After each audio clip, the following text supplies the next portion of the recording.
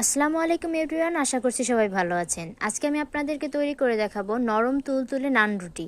অনেক সময় ইস্টের পরিমাণ বেশি হওয়ায় নান রুটি খেতে ভালো লাগে না, তাই আজ আমি পারফেক্ট মেজারমেন্ট সহ কিছু টিপস দিয়ে দেব, যেটা ফলো করলে পারফেক্ট নান রুটি বানিয়ে নিতে পারবেন আপনিও।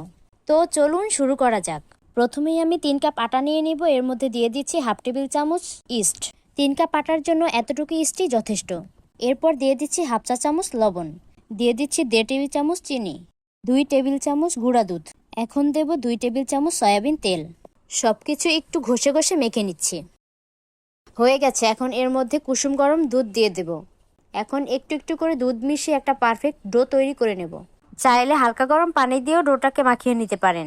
চেষ্টা করবেন এই ডোটাকে একটু নরম করেই তৈরি করে নিতে, কারণ এই ডোটা যত নরম হবে আপনার রুটিগুলোও তত নরম হবে। যদি শক্ত হয় ডোটা, সেক্ষেত্রে রুটিগুলো ততটা সফট হবে না। এ পর্যায়ে এর মধ্যে দিয়ে দিব 2 চা চামচ তেল।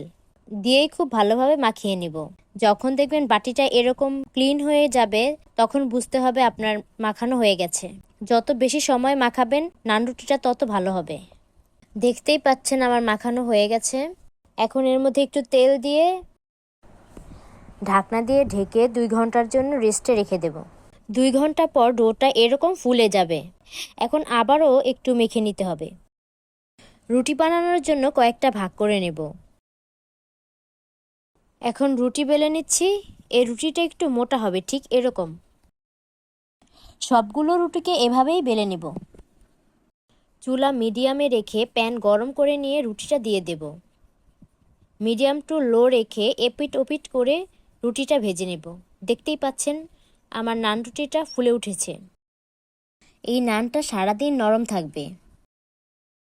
সেইমভাবে সব রুটিগুলোকে ভেজে নেব। দেখতেই পাচ্ছেন প্রতিটা রুটি কতটা পারফেক্ট হয়েছে। আশা করছি আজকের ভিডিওটি ভালো লেগেছে। ভালো লাগলে অবশ্যই একটি লাইক করবেন আর চ্যানেলটিকে সাবস্ক্রাইব করে পাশেই থাকবেন।